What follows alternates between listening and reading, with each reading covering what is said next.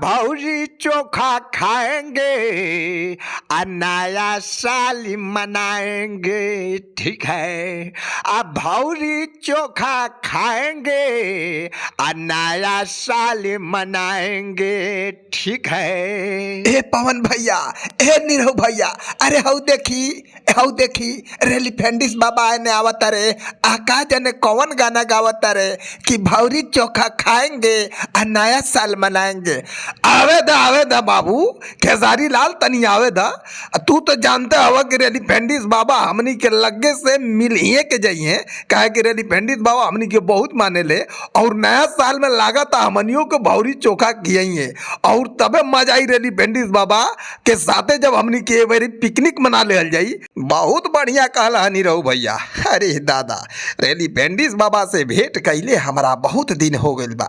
लागता कि आज तो हम मिलिए ले रेलिफेंडिस बाबा से और ए बेरी रेलिफेंडिस बाबा के साथे हमनी के बहुत बढ़िया पार्टी मनावल जाई। अरे तो ठीक बा, रेलिफेंडिस बाबा के साथे हमनियों के पार्टी मनावल जाई। ए रेलिफेंडिस बाबा, ए हेने आई महाराज, हेने आई। अरे हम नहीं रहू भैया, पवन भैया रौरा के जो हतरा नहीं जा। हमारे बेटा तीनों हमरा के जो हटला सन। अरे बतावा सन बेटा, का हाल चाल बा? अरे तो लोग के तो मिलल हमारा ढेर दिन हो गए। बतावा लो बेटा, कैसन कैसन समाचार तो लोग बा? बोला बेटा पवन, तहार कैसन हाल बा? अरे रेलिफेंडिस बाबा हमारा हाल बहुत बढ़िया चला था। तनी नीरहू भैया के पूछली इनकर का हाल बा। अरे नीरहू डहिया से बनले सांसद तहिया से तो हमरा इनकरा से मुलाकात बहुत कमे हो गइल बा। अरे का जाने कितना दिन हो गइल बा मिलले इनकरा से। रेलिफेंडिस बाबा रउआ तो जानते बानी कि सांसद बनले के बाद कितना आदमी के काम बढ़ जाला, काहे कि पूरा जनता लोग के भी दिक्कत सुने के है और ओके सॉल्वो करे के है। बहुत बढ़िया बेटा, बहुत बढ़िया, जनता के हिंगा भलाई करत का। अरे बेटा खेसारिया, ते कहाँ बिजी रहता रे कि अपनी बाबा के भुला गइल बारे? रेलिफेंडिस बाबा हम रउरा के भुलाइल लखी। हम तनी चल गए रहनी लंदन और शूटिंग होत रहा, लेकिन ए बेरी आ गइल बानी नो त नया साल रउरे संगे हम मनाए।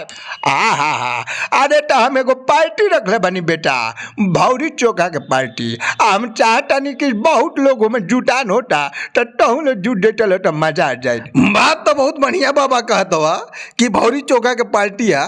तो ठीक है, तू जौन पार्टी मनावत हो बाबा हमनी को में सब जना हाजिर रह जाई, काहे कि भौरी चोखा खाएंगे और नया साल मनाएंगे। ठीक है। बेटा तो हम गावटे आवत रहनी है, सुन ले हसन का रे? ए रेलिफेंडिस बाबा, अरे राउर गाना है अपन खेसारी बबुआ सुन लेला सा।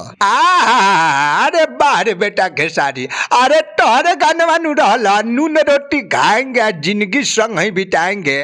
ते यही के वर्जन हम बनैले बानी आकि भौरी चोखा खाएंगे और नया साल मनाएंगे। ठीक है।